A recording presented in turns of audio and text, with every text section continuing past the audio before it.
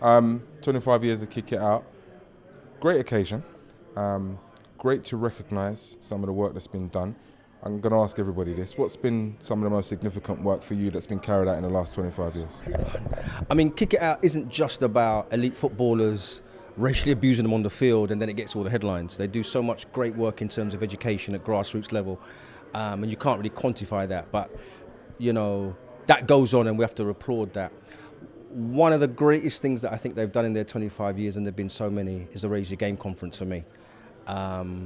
It wouldn't necessarily seem as part of their agenda when they started 25 years ago, but that's how they've evolved and moved on.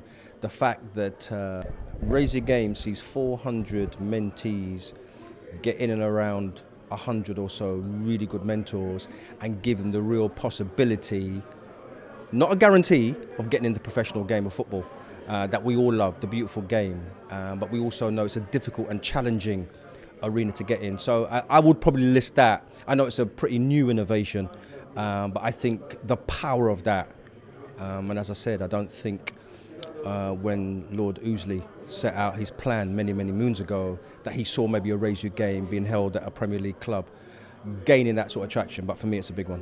Where were we and where are we? Where were we? We were in a scenario where racism blighted our game on a regular basis. It continues to blight our game, but not on the same regular basis. And for that, Kick It Out have to be thanked for that. They are not the sole reason that those figures have gone down. There's things like the Football Blacklist, there's things like the Best of Africa Awards. For the want of a better term, the community's fighting back, or saying, let's showcase some positivity here. So for me, where we were wasn't a great place, where we are is a better place. The Voice newspaper obviously has a similar agenda to Kick It Out. You're the sports editor. Talk about attending matches over the years, because I'm sure when you first started attending games on a regular basis, the composition of the crowd was slightly different to what it is today. Yeah, I mean, you're going back there, yeah, me in the press box 20 plus years ago, I suppose, really. Crowd makeup was different, and not because I have a hankering towards Arsenal going to that club. And they're not alone now, by the way. Going to that club showed me change. That, for the want of a better term, our communities felt comfortable going. I think that was also addressed by the fact by who was on the field of play. And now when you see the composition of Premier League clubs or all clubs, that is why the composition of the fan base has moved on. But there is still so much work to be done. When you think about some of the huge numbers, 60, 70,000 people in a stadium, the percentage of black football fans is still minuscule and ridiculous, bearing in mind that I know, you know, we love our game.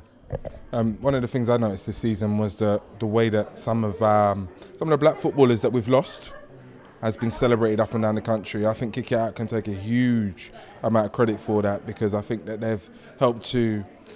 I think footballers are footballers and football fans are football fans, and you know, we didn't blur the lines too often, but to see the way that, you know, some of our black players are revered now in life and in death, I think that's a tremendous credit to Kick It Out. Talk about how you see that advancement and that evolution. Yeah, I mean, listen, any loss is a loss, for the want of a better term, but the loss of Cyril Regis, the iconic Cyril Regis, a guy that motivated me to get involved in football when I was a young person, watching him play and doing what he was doing.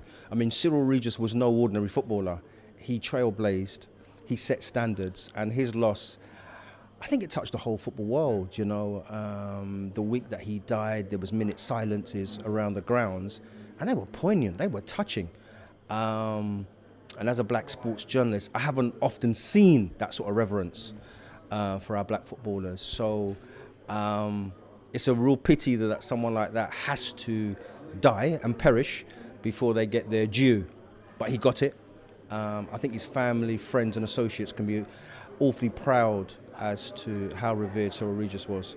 I know we've got fair in Europe, but I don't know how significant you would consider their efforts against their anti-racism efforts to be in comparison to, or is it just that we need everybody. Kick it out, fair, the lot. We need it all. We need everybody. Show racism the red card. Fair, led by PR Power. A man pivotal to Kick It Out. Does a wonderful job. And as we know, the scenario in England isn't perfect, but it's getting better due to Show Racism the Red Card, Kick It Out, etc., etc. But some of the scenarios that we hear and witness in Europe are scandalous. So there will always be room for fair. And, I was thinking about tonight's event, and I thought to myself at one stage, wouldn't it be wonderful if you could do without Kick It Out? But Kick It Out will always have a job of work to do, sadly. John Barnes famously told me that as long as there's racism in society, there'll be racism in football.